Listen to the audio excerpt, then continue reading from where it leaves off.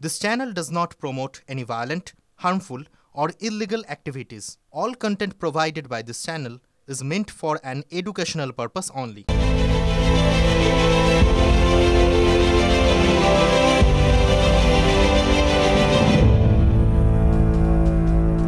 এই মুহূর্তে আপনাদের সঙ্গে আমি আত্রেই আছি আর আপনাদের দেখাবো এই দিনের বাছাই করা 10টা ব্রেকিং খবর। আর প্রথম যে খবর এসআইআর নিয়ে, কারণ সময়সীমা বাড়িয়ে দেওয়া হয়েছে। এনুমারেশন ফর্ম জমা দেওয়ার সময় 7 দিন বাড়িয়েছে নির্বাচন কমিশন। 9 ডিসেম্বরের বদলে 16 ডিসেম্বর খসড়া তালিকা প্রকাশ করবে কমিশন। আর 7 তারিখের বদলে 14 ফেব্রুয়ারি চূড়ান্ত তালিকা প্রকাশ হবে। নোটিশ দিয়ে দিন পিছনোর কথা জানিয়েছে নির্বাচন কমিশন। এবার 2 নম্বর ব্রেকিং, এসআইআর এর কাজ দেখতে জেরায় বিশেষ পর্যবেক্ষক। ডায়মন্ড হারবারের ফলতায় বিশেষ পর্যবেক্ষক সুব্রত গুপ্ত গেলেন। পর্যবেক্ষক হিসেবে সফরে আইএএস সি মুরুগানো। এসআইআর নিয়ে জেলা নির্বাচনী আধিকারিকের সঙ্গে বৈঠক করেন এবং বৈঠক 4 রাজনৈতিক দলের প্রতিনিধিদের সঙ্গেও। এবার 3 নম্বর ব্রেকিং আজকের দিনের, এসআইআর ইস্যুতেই তৃণমূল কমিশন সংঘাত তুঙ্গে। বিএলও ইআরওদের বর্ধিত ভাতা আটকে রাখার অভিযোগ করা হচ্ছে। দ্রুত ভাতা মিটিয়ে দেওয়া জরুরি, এই বার্তা কমিশন দিচ্ছে। আর পাল্টা বিজেপি এবং কমিশনকে একযোগে আক্রমণ করছেন অভিষেক বন্দ্যোপাধ্যায়। 4 মাসের পুরনো একটা নোটিশ পোস্ট করেছে কমিশন। অভিষেক বন্দ্যোপাধ্যায়ের এটা দাবি, আগে ভাতা মিটিয়েছেন কিনা বলুন, পাল্টা সুকান্ত মজুমদারের। এবার আসছি এসআইআর এর ঝড় এবার সংসদে পড়তে চলেছে। কাল থেকে শুরু হচ্ছে অধিবেশন। ঘুঁটি সাজাচ্ছে বিরোধীরা। একজোট হয়ে অধিবেশনে এসআইআর নিয়ে সোচ্চার হবে বিরোধীরা, এমনই সূত্রের খবর। এসআইআর নিয়ে আলোচনার ভয় কেন কেন্দ্রের, প্রশ্ন তৃণমূলের। সব বিরোধী দল সংসদ অচল করার পক্ষে নয়। কিরেন রিজিজু সংসদ বিষয়ক মন্ত্রী, তিনি বলছেন। 5 নম্বর ব্রেকিং, হট সিট নন্দীগ্রামে কি দাঁড়াবেন অভিষেক বন্দ্যোপাধ্যায়? কেন এই প্রশ্ন? কারণ দাবি সুকান্ত মজুমদারের। পছন্দের পুলিশ অফিসারদের নন্দীগ্রামে বদলি করা হচ্ছে বলে তাঁর দাবি। নন্দীগ্রামে দাঁড়ালেও কেউ ভোট দেবে না, তোপ সুকান্ত মজুমদারের। 6 নম্বর ব্রেকিং, সরকারি চাপে বাড়ি বদল লালু প্রসাদ যাদবের। সরকারি বাংলো খালি করার নির্দেশ দেন নীতিশ সরকার। স্বাস্থ্যর কারণে বাড়ি বদল, এই দাবি লালু পরিবারের।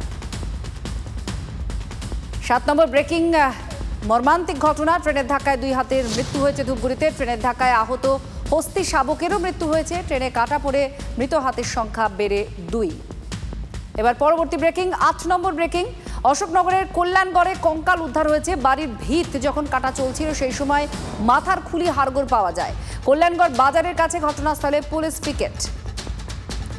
এবার 9 নম্বর ব্রেকিং, দিল্লিতে ফের নাশকতার ছক বানচাল করল পুলিশ। দিল্লি লাগোয়া 3টে রাজ্য থেকে 3 জন জঙ্গিকে গ্রেফতার করেছে।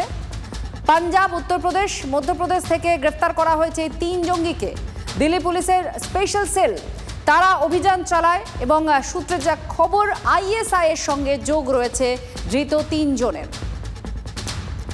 এবার লাস্ট ব্রেকিং, 10 নম্বর ব্রেকিং, ছত্তিশগড়ে মাওবাদী দমনে ফের বাহিনীর সাফল্য। দান্তেওয়াড়ায় আত্মসমর্পণ 37 মাওবাদীর।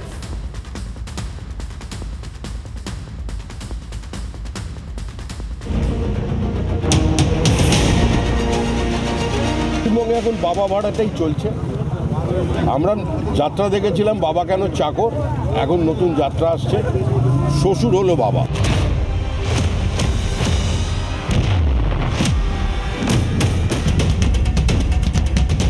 যতই আই ব্যাক ব্যাক ব্যাক করো না কেন, বাবার সঙ্গে মায়ের সঙ্গে, বাবাকে শ্বশুর, শ্বশুরকে বাবা, আর জামাইকে ছেলে, ছেলেকে জামাইকে, ছেলেকে জামাই বানাও না কেন, 1 কোটি নাম উড়ে যাবে যাবে যাবে যাবে যাবে। পুলের সাথে বিজেপির ভোটের পার্থক্য হচ্ছে 68 লক্ষ ভোটের, প্রায় 70 লক্ষ। তাই 1 কোটি দেওয়া ছিল টার্গেট, যাতে এই টার্গেট ফুলফিল করলে বিজেপি রাজ্যে ক্ষমতায় আসবে। 2 মাস চলবে, 1 কোটি নাম বাদ যাবে, লিখে রাখুন। আরে আগে পরে হতে পারে, কিছু করার নেই। মিথ্যা কি বললো, 1 কোটি বাদ যাবে, তাহলে 1 কোটি নাকি রোহিঙ্গা অনুপ্রবেশ এবং বাংলাদেশি।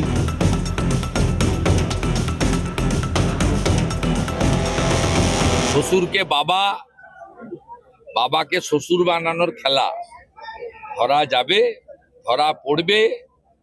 সঠিক এসআইআর হলে 1 কোটি 25-30 লক্ষ লোকের নাম বাদ যাওয়া উচিত। এই সমস্ত পরিস্থিতি দেখে বিখ্যাত বাঙালি সুকুমার রায়ের শরণাপন্ন না হয়ে কোনো গতি নেই, জানেন তো। ওই যে চশমার চ, বেড়ালের তালব্য স, আর রুমালের মা হয়ে গেল চশমা।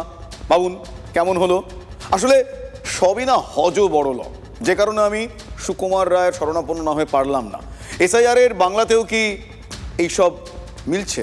মানে এরকম হজবরল হয়ে এই ধরনের ঘটনা, এই ধরনের ইকুয়েশন, রিয়াকশন, সাবস্টিটিউশন, বরং সব কিছু দেখে শুনে আমাদের এটা বলতে হবে যে ওরে বাবা, এই ঘটনার ক্ষেত্রে পার্টিকুলারলি নন্দীগ্রামে এক ভোটারের দুই বাবা, কোট আনকোট বাবা। ভোটার এক, নাম, দুই জায়গার বুথে। ভাবুন সিচুয়েশন, এক বুথে তার শ্বশুর বাবা হয়ে গিয়েছেন, অন্য বুথে কাকা হয়ে গিয়েছেন বাবা। ফলে বুঝতেই পারছেন ওরে বাবা কেস। যে কারণে সুকুমারের শরণাপন্ন হয়েছিলাম আমি। রুমাল বদলে গেল বেড়াল, আসল বাবাই ভোটার তালিকায় নেই। হ্যাঁ, উল্টে কোথাও কাকা, কোথাও শ্বশুর, আবার সেই কাণ্ড ধরে ফেলেছেন বিজেপির BLO 2। নন্দীগ্রামের এই ভোটারের কীর্তি দেখে বলতেই হচ্ছে, আরও একবার বলছি, ওরে বাবা। শাসকের নজরে নন্দীগ্রাম, সেই শুভেন্দু অধিকারীর বিধানসভা কেন্দ্রেই একই কাণ্ড, এক ভোটারের জোড়া বাবা। নন্দীগ্রাম বিধানসভার দাউদপুর এবং কেন্দামারি পঞ্চায়েত এলাকা, দুই জায়গাতেই ভোটার শেখ জুলফিকার। এমনটাও হয়, নন্দীগ্রামের দাউদপুরের একটি বুথে ভোটার তালিকায় বাবার জায়গায় তাঁর কাকা শেখ মফিজুল ইসলামের নাম, নন্দীগ্রামের কেন্দামারিতে বাবার জায়গায় শ্বশুর শেখ এনামুল হোসেনের নাম রয়েছে। বাবা বিভ্রাটের ঘটনা চাউর হতে শোরগোল পড়ে গিয়েছে নন্দীগ্রামে। বিডিও অফিসে গিয়ে অভিযোগ দায়ের করেছেন জুলফিকারের কাকা শেখ মফিজুল ইসলাম। ওর তো নিজস্ব বাবা আছে, তার নাম শেখ মনিরুল ইসলাম, তো তাকে বাদ দিয়ে আমাকে বাবা কেন করলো? কি উদ্দেশ্য? তাহলে ওর একমাত্র উদ্দেশ্য হচ্ছে আমার সম্পত্তি হাতিয়ে নেওয়ার। ছেলে বলে দাবি করবে। আপনার ছেলে নেই? না, আমার ছেলে নেই। বোঝো কাণ্ড, বাবা জীবিত অথচ কাকাকে বাবা বানিয়েই দাউদপুরের নয়নান গ্রামের ভোটার তালিকায় নাম তুলেছেন জুলফিকার। আবার নন্দীগ্রামের কেন্দামারির বুথেও নাম রয়েছে জুলফিকারের, সেখানে বাবার জায়গায় নাম রয়েছে শ্বশুর এনামুল হোসেনের। বাবা বদলের নায়ক কীর্তিমান জুলফিকার কি বলছেন? আমার নিজের বাবা শেখ মনিরুল ইসলাম আমার কাকাকে দত্তক হিসাবে দিয়েছিল, কিন্তু আমি ছোটবেলা থেকে জানতাম মফিজুল ইসলাম আমার বাবা। তার জন্য দেখুন আমার কাছে সার্টিফিকেটও আছে, মাধ্যমিকের সার্টিফিকেট। আর এখানে এনামুল হলো, এইটাই বলছি দাবি, এটা ভুলবশত, এটা ভুল মিস্টেকের জন্য। এটা তো নির্বাচন কমিশনের ভোটারের মিস্টেকের জন্য এনামুল হাসানের নাম এসছে। নির্বাচন কমিশনের ভুল, সেক্ষেত্রে BLO কি করলেন? বিজেপির BLA 2 অভিযোগ করেছেন BLOর বিরুদ্ধেই। সরকারি BLOকে জানালাম, জানার পরে উনি কর্ণপাত করলেন না। শাসক দলের মদতে উনি কি করলেন, তার ফর্মটা ডাউনলোড করেছেন। পুরো একবারে শাসক দল তৃণমূল কংগ্রেসের সঙ্গে লিপ্ত হয়ে একবারে ভুয়ো ভোটার রাখার জন্য উনি উঠে পড়ে লেগেছেন। তার বিরুদ্ধে আমি অবজেকশন করেছি বিডিও অফিস। এখানে বিডিও অফিসে বিডিও সাহেব আমাকে তলব করেছিল, আমি গিয়ে বিডিও সাহেবের কাছে সমস্ত ডকুমেন্টস দিয়ে এখানে ডিনাই করে দিয়েছি এখানে কারো ফর্মটা। এখানেও কি ফর্ম ফিল আপ করেছি? না, এখানে কোনো ফর্ম ফিল আপ করিনি। তাহলে বাবা বিভ্রাটে ইতি পড়ল কি? ঠিক এখানেই তরজায় সরগরম রাজনীতি। দেখার বিষয়, নির্বাচন কমিশনার আধিকারিকদের উপর ভরসা করে, সেই আধিকারিকরা তৃণমূল কংগ্রেসের সরকারের উপর তারা অধীনে চলে। সেই তৃণমূল কংগ্রেস সরকার আধিকারিকদের নীরব দর্শক থেকে ভোট বৈতরণী পার হওয়ার জন্য শুধুমাত্র ভুয়ো ভোটারদের এরকম রাজ্যের সর্বত্র এরকম পুষে রেখেছে। বিজেপির অভিযোগ বঙ্গের শাসক দলের দিকে, আর তৃণমূল কি বলছে? ভুল কিংবা বিভ্রান্তি হয়ে থাকে, যদি কোনো ত্রুটি ধরা পড়ে তার দায় হচ্ছে কেন্দ্রীয় নির্বাচন কমিশনের। আর আপনারা সবাই জানেন এই কেন্দ্রীয় নির্বাচন কমিশন হচ্ছে বিজেপি পরিচালিত NDA সরকারের পোষা তোতা পাখি। কিন্তু বাবার জায়গায় কাকা ও শ্বশুরের নাম নিছক ভুল, নাকি পিছনে অন্য কোনো খেলা? শ্বশুরকে বাবা, বাবাকে শ্বশুর বানানোর খেলা ধরা যাবে, ধরা পড়বে। সঠিক SIR হলে 1,25,30 লক্ষ লোকের নাম বাদ যাওয়া উচিত। এখানে 100% SIR হবে না, তারপরেও 1 কোটির কাছাকাছি নাম বাদ যেতে বাধ্য।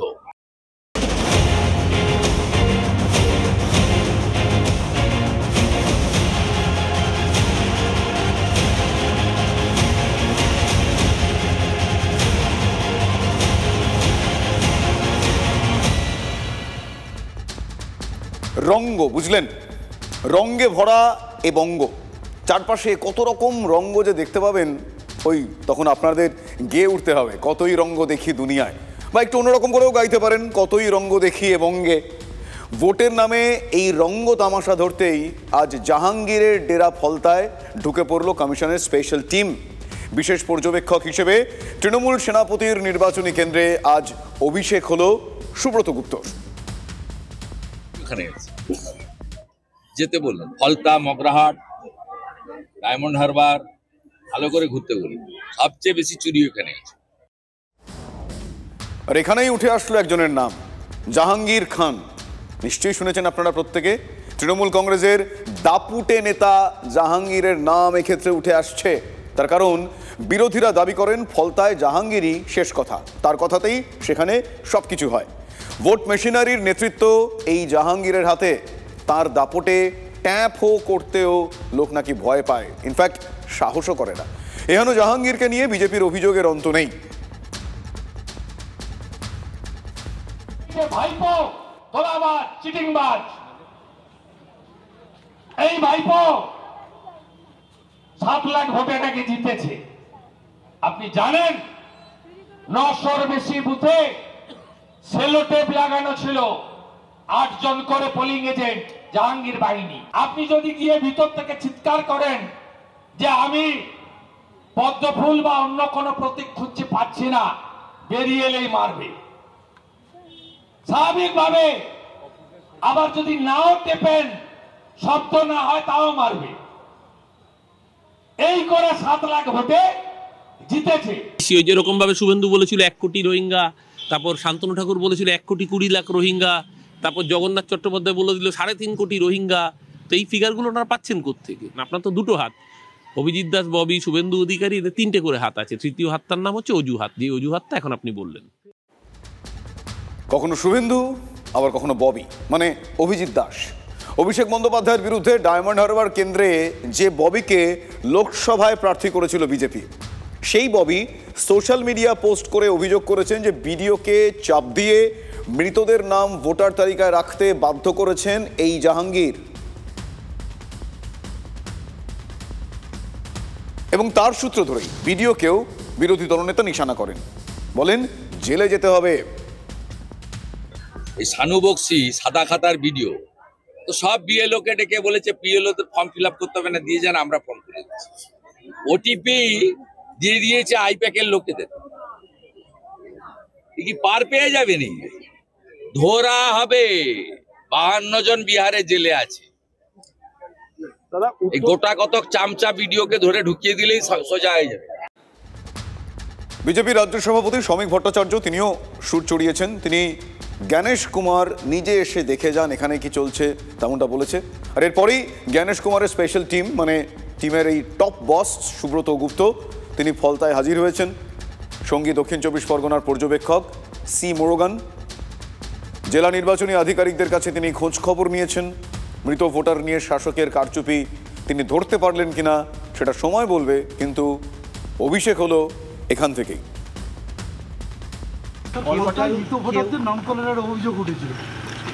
দেখুন, অভিযোগ তো অনেক হতে পারে, সেগুলো পরীক্ষা করে দেখতে হবে কি আছে। শুভেন্দু অধিকারী টিয়া পাখি নিয়ে বসে গণৎকার না হয়ে যদি 12,000 মৃত ভোটার থেকে তাকে সংখ্যাটা জানলেন কোত্থেকে? মৃত ভোটার যে রয়ে গেছে তাদের নাম যে জমা পড়েনি সেটা শুভেন্দু জানলো কোত্থেকে? আর সংখ্যাটা যে 12,000 সেটাই বা শুভেন্দু জানলো কোত্থেকে? ও কি গণৎকার, না ও শ্মশানের ডোম? শ্মশানের ডোম না কবরস্থানের ও কাজ করে যে ও মৃত ভোটারের সংখ্যা জেনে বসে রয়েছে? এই ফেরেববাজি। আসলে ওর পছন্দ মতো 1,20,00,000 ভোটারের নাম বাদ দেওয়া যায়নি।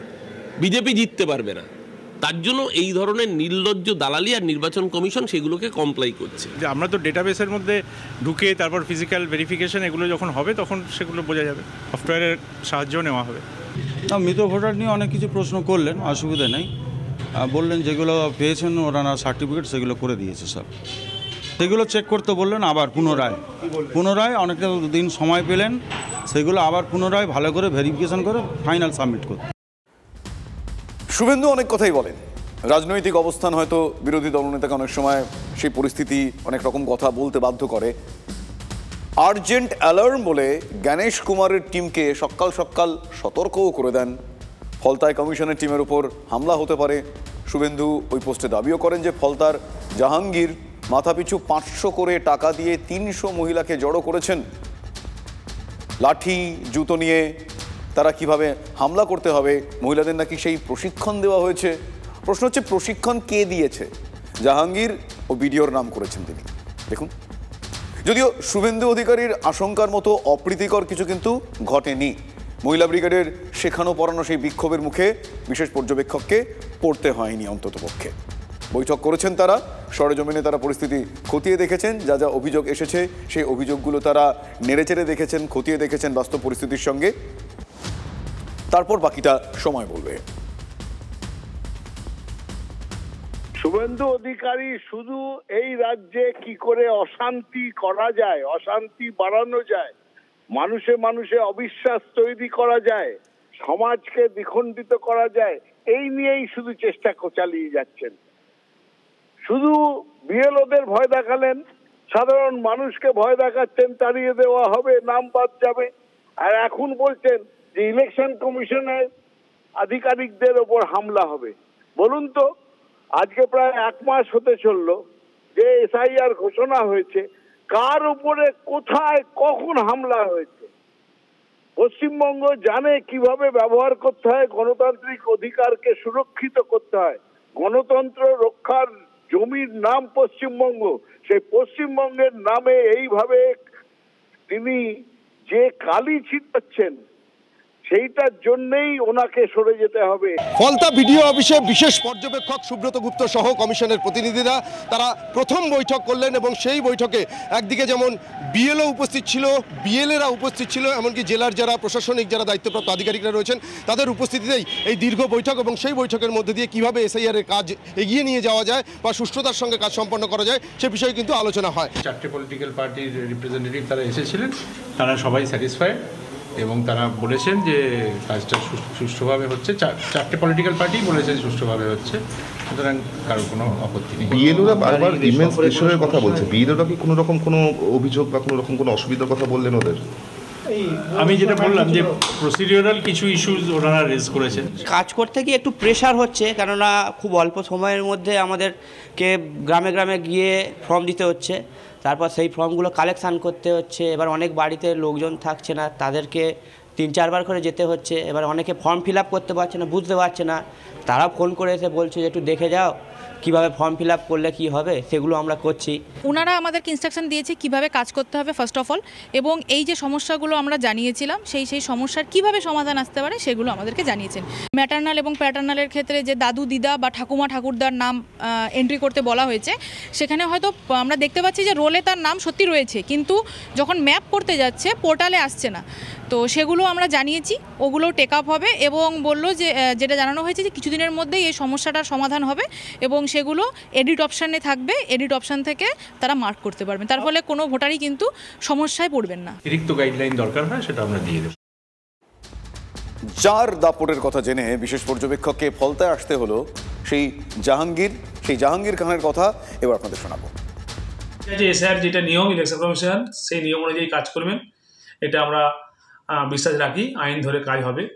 কিন্তু আপনাদের কথায় একটাই মাথায় রাখতে হবে যে আজকের বছরে 365 দিন বিজয়ীকে আমরা দেখিনি। 2024 ইলেকশনের আগে কত বড় বড় কথা বলেছে, তারপরে দেখেছেন এই ডায়মন্ড লোকসভার মানুষ আমাদের প্রিয় নেতা প্রিয় সাংসদ অভিষেক ব্যানার্জি মহাশয়কে আনুমানিক 7,10,000 ভোটের বেশি ভোটে লিড দিয়ে আজকে আমাদের প্রিয় নেতা প্রিয় সাংসদ অভিষেক ব্যানার্জিকে লোকসভায় পাঠিয়েছেন। আর এত কিছুর পরে পরপর বেশ কিছু ঘটনা, সেই ঘটনার পরত রাজনৈতিক দলের এই মুহূর্তে তৎপরতা, কারণ 26-এর নির্বাচন দুয়ারে করা নাড়ছে। এই সব কিছু দেখে একটা প্রশ্ন আমি রাখছি, সেটা হচ্ছে 26-এও কোট আনকোট খেলা হবে। তার কারণ বঙ্গের শাসক দল তারা তো আবেভাবে বলছে, মুখ দিয়েও বলে দিচ্ছে যে শীত গ্রীষ্ম বর্ষা তৃণমূলই ভরসা, আর ওদিকে বিরোধীরাও তাদের মতো করে তাল ঠুকছে, গুটি সাজাচ্ছে। পরিবর্তনের পক্ষে গলা তুলে পথে নেমেছেন শুভেন্দু অধিকারী, সুকান্ত মজুমদার, তাদের ওই সংকল্প যাত্রা, পরিবর্তন যাত্রা। সিপিএমও কিন্তু থেমে নেই, তারাও পথে নেমেছে। শনিবার কোচবিহারের তুফানগঞ্জে আর রোববার জলপাইগুড়িতে তারা পথে নেমেছে এবং তাদের আপনারা জানেন, দেখেছেন সেই ব্যানার বাংলা বাঁচাও যাত্রা। সেই যাত্রায় মোহাম্মদ সেলিম, মীনাক্ষী মুখোপাধ্যায়রা সামিল হয়েছেন। কিন্তু প্রশ্ন হচ্ছে বাংলা বাঁচাও কেন? এই ব্যাখ্যাটা সিপিএমের রাজ্য সম্পাদক তিনি নিজেই দিয়েছেন, আগে সেটা শোনাই, তারপর বাকিটাই আসছে। আচ্ছা, রুগীকে যখন আমরা হাসপাতালে যাই, গিয়ে বলি ডাক্তারবাবু রুগীকে বাঁচান, রুগী কি মরে যায়? কিন্তু বুঝতে পারি মরণাপন্ন হয়েছে, গভীর ব্যাধি হয়েছে, সংকট হয়েছে, তখন বলি বাঁচাতে হবে। আজকে এরকম বাংলাও রসাতলে যাচ্ছে, তার শিল্প, শিক্ষা, সংস্কৃতি, কৃষি, চা বাগান, তার মেয়েরা, তার ছেলেরা, এই সব আমাদের ঐতিহ্য, আমাদের ইতিহাস, আমাদের গণতান্ত্রিক মূল্যবোধ, তাকে আমরা বাঁচাতে চাইছি। বাংলা বাঁচাতে চাইছেন মোহাম্মদ সেলিমরা। বাংলা বাঁচাও স্লোগান তুলে তারা পথে নেমেছেন, রীতিমতো তৎপর। কিন্তু বাস্তবে যে ছবিটা দেখা গেল সেটা কিন্তু অন্য কথা বলছে। হ্যাঁ, ওই বলে না ছিপ নিয়ে গেল বোয়াল মাছ, এক্ষেত্রে অনেকটা তাই। রোববার জলপাইগুড়িতে পথে সিপিএম, মানে সিপিএম এই বাংলা বাঁচাও স্লোগান তুলে তারা পথে নেমেছেন। আর তার ঠিক আগে জলপাইগুড়ির গড়াল এলাকাতে সিপিএমে বড় সড়ো ভাঙন। সিপিএম ছেড়ে তৃণমূল কংগ্রেসে যোগ দিলেন কতজন জানেন? 200-রও বেশি লোক। আবার সিপিএম করেছি, তারপরে টিএনসিতে জয়েন করলাম। হ্যাঁ, সিপিএম মানে টিএনসি করবো আমরা।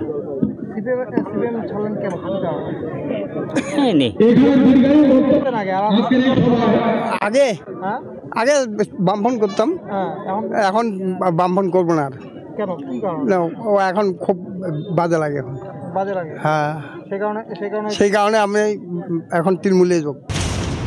শুধু সিপিএম নয়, বিজেপিরও শতাধিক কর্মী দলে যোগ দিয়েছেন বলে দাবি তৃণমূলের। সদর ব্লকের গড়ালবাড়ি অঞ্চলে আজকে আপনারা দেখছেন যে ইতিমধ্যেই প্রায় 3 শতাধিক সিপিএম, বিজেপি সহ অন্যান্য দল থেকে তারা আজকে আনুষ্ঠানিকভাবে তৃণমূল কংগ্রেসে যোগদান করলেন।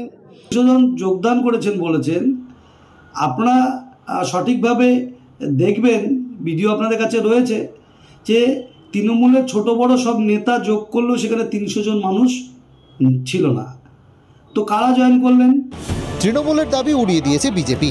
আর সিপিএম একদা বামেদের শক্ত ঘাঁটি হিসেবেই পরিচিত গড়াল। 21 আসন বিশিষ্ট গ্রাম পঞ্চায়েতে 13 আসন তৃণমূলের, 7টি আসনে জয়ী সিপিএম, 1টি আসন জিতেছে বিজেপি। গড়াল গ্রাম পঞ্চায়েতে বিজেপিকে টেক্কা দিয়েছে বামেরা, সেই গড়ালেই সিপিএম এর ঘরে ভাঙন। বিষয়টা আমার আদৌ জানা নেই, এবং আমি ব্যক্তিগতভাবে আজকে সারাদিন গড়ালবাড়িতে আগামীকালে জমায়েত বিষয়ে ঘুরছিলাম। ঘোরার পর যেটুকু আমার উপর দিয়ে আসছে, এই ধরনের কোনো খবর আমার কাছে নাই। রবিবার বাংলা বাঁচাও যাত্রা হলো জলপাইগুড়িতে, তার আগেই একদা নিজেদের শক্ত ঘাঁটিতে সিপিএমে ভাঙন। দেখলেন আপনারা, শুনলেনও, জলপাইগুড়িতেই বাংলা বাঁচাও যাত্রা নিয়ে দল পথে নেমেছে, তার আগেই এরকম একটা ভাঙন। ওদিকে বিরোধী দলনেতা তিনি কিন্তু রোজ রোজ বলছেন তৃণমূলের বি টিম সিপিএম। সিপিএম আবার পাল্টা বিজেপির সঙ্গে এক বন্ধনীতে তৃণমূল কংগ্রেসকে রাখছে, আর তৃণমূলও কি করবে, পাল্টা সুর চড়াচ্ছে। সিপিএম আসলে শুনুন, মানুষের রাজনীতি কোনোদিন সিপিএম করেনি। ওরা কিউবায় দুর্ভিক্ষ হলে এখানে কৌটো নাচাতো, ওরা ভিয়েতনামে বন্যা হলে এখানে বন্যার ত্রাণে সহযোগিতা করতো, নেতাজিকে তোজর কুকুর বলেছে, স্বামী বিবেকানন্দকে ভণ্ড সন্ন্যাসী বলেছে। বাংলার মানুষ এই জন্য ওদের ঘাত ধাক্কা দিয়েছে। ওরা প্যাট্রোনাইজ করছে তৃণমূল এবং পুলিশ, যাতে ওরা হিন্দু ভোট কাটে এবং তৃণমূল ক্ষমতায় থাকে। ওটা আপনার তৃণমূলের বিটি, এদের ফাঁদে যেন কোনো লোক পা না দেয়, বিশেষ করে হিন্দুরা এবং রাষ্ট্রবাদী মুসলিমরা। অনেকে বলে আচ্ছা বিজেপি সাম্প্রদায়িক আর তৃণমূল দুর্নীতিগ্রস্ত, এমন কথা যেন বিজেপি সাম্প্রদায়িক কিন্তু দুর্নীতিগ্রস্ত নয়। আরে মমতা ব্যানার্জি এই যে শিক্ষক নিয়োগের দুর্নীতি দেখছেন, তার আগে মধ্যপ্রদেশ আরএসএস ব্যাপক কাণ্ড করেছে। ওটা আগে সিপিএম বাঁচাও যাত্রা করতে হবে। ও বাংলা বাঁচাবে কি? ও নিজের ঘর বাঁচাতে পারছে না। জলপাইগুড়ি থেকে যাত্রা শুরু হচ্ছে, জলপাইগুড়িতে 200 জন তৃণমূলে যোগ দিয়ে দিচ্ছে। একটা অঞ্চলে, গড়ালবাড়ি অঞ্চলে, যেখানে প্রায় 2 শতাধিক সিপিএম কর্মী তৃণমূলে যোগদান করেছে, কি বলবেন? আমরা খোঁজ নেব, তাদের সঙ্গে কথা বলবো।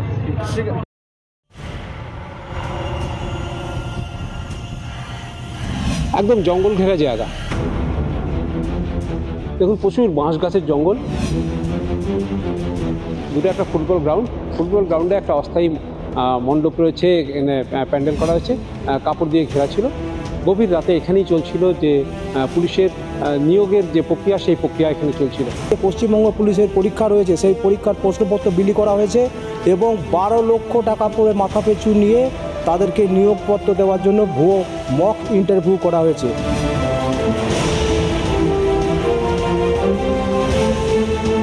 পুলিশের পরীক্ষা হচ্ছে, একটা চাকরি হবে না। আচ্ছা, বিতর্ক ছাড়া এ রাজ্যে কি কোনো চাকরির পরীক্ষায় সুষ্ঠুভাবে সম্ভব নয়? এবার পুলিশের নিয়োগ পরীক্ষার প্রশ্ন ফাঁস হয়ে গেল। দেখুন, কলকাতা এবং পূর্ব মেদিনীপুরের পুলিশের যৌথ অভিযানে নিউ দীঘা থেকে 7 জন ধরা পড়েছে এই কাণ্ডে। 30 জন পরীক্ষার্থীকে আটক করা হয়েছে।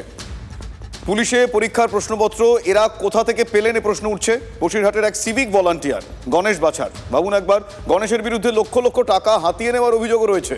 টোপ দিয়েছিল, পুলিশে পরীক্ষার প্রশ্নপত্র তার কাছে রয়েছে। এখন পুলিশের হেফাজতে রয়েছে ওই সিভিক। শনিবার রাতেই তাকে গ্রেফতার করা হয়। দীঘা থেকে বসিরহাট, এর পেছনে কি প্রতারণার একটা বড় চক্র কাজ করছে? পরিস্থিতি কিন্তু তেমনই গন্ধ সামনে আনছে। পিছনে যে একটা চক্র কাজ করছে চলতি সপ্তাহে পুলিশের কাছে, সেটা অনেকটাই স্পষ্ট হয়ে যায়। এক ব্যক্তির কাছ থেকে 15টি অ্যাডমিট কার্ড উদ্ধার হয়েছে। তাকে জেরা করে প্রতারণার এই জাল পুলিশ কাটতে চাইছে। আর বুদবুদ অঞ্চলে সেখানে গোপনে পুলিশের নিয়োগ পরীক্ষা চলছিল, গুছিয়ে সব আয়োজন করা হয়েছিল। সেখানে প্রশ্নপত্র বিলির সময় হাতে নাতে 10 জনকে ধরে ফেলা হয়। অভিযোগ, চাকরি দেওয়ার নামে মাথা পিছু 12 লক্ষ টাকা করে হাতানো হয়েছে। গোপনে পুলিশের চাকরিও এখানে বিক্রি হয়েছে, তেমনটাই বন্দোবস্ত হয়েছে। সেই প্রশ্নও এক্ষেত্রে উঠেছে। একদম জঙ্গল ঘেরা জায়গা, দেখুন প্রচুর বাঁশ গাছের জঙ্গল। রাস্তা থেকে বেশ খানিকটা দূরে একটা ফুটবল গ্রাউন্ডে একটা অস্থায়ী মণ্ডপ রয়েছে, এখানে প্যান্ডেল করা হয়েছে, কাপড় দিয়ে ঘেরা ছিল। গভীর রাতে এখানেই চলছিল যে পুলিশের নিয়োগের যে প্রক্রিয়া, সেই প্রক্রিয়া এখানে চলছিল। কিভাবে এই জঙ্গল ঘেরা জেলায় প্রক্রিয়া চলছিল সে নিয়ে প্রশ্ন উঠেছে। ইতিমধ্যেই বর্ধমান থেকে পুলিশের একটি দল এসে এখানে হানা দেয় এবং এখান থেকে 7 জনকে পুলিশ গ্রেপ্তার করে। যেটা জানা গেছে যে প্রচুর টাকার বিনিময়ে পুলিশের চাকরির দেওয়ার যে এখানে একটা চক্র চলছিল। রাতেবেলায় প্রচুর যারা পুলিশের চাকরি আজকে যারা পরীক্ষা দিচ্ছে তারা এখানে এসেছিল এবং এখানে এসে যোগাযোগ করে কিভাবে পুলিশের চাকরি তারা নিয়োগ পাবে, সেই ব্যাপারেই তাদেরকে এখান থেকে পরিষ্কার দিশা দেওয়া হয়েছিল। যদিও সমস্ত ঘটনা হচ্ছিল টাকার বিনিময়ে। আজকে যে পশ্চিমবঙ্গ পুলিশের পরীক্ষা রয়েছে সেই পরীক্ষার প্রশ্নপত্র বিলি করা হয়েছে এবং 12 লক্ষ টাকা পরে মাথা পিছু নিয়ে তাদেরকে নিয়োগপত্র দেওয়ার জন্য ভুয়ো মক ইন্টারভিউ করা হয়েছে। আমরা চাই আজকে যে পশ্চিমবঙ্গ পুলিশের পরীক্ষা রয়েছে সেই পরীক্ষা সম্পূর্ণভাবে বাতিল করতে হবে। কারণ যাই পরীক্ষার প্রশ্নপত্র আগাম বেরিয়ে যায়, যে পরীক্ষায় আগাম মক টেস্ট করে লোক নিয়োগ করা হয়, সেই পরীক্ষার কোনো যৌক্তিকতা নাই।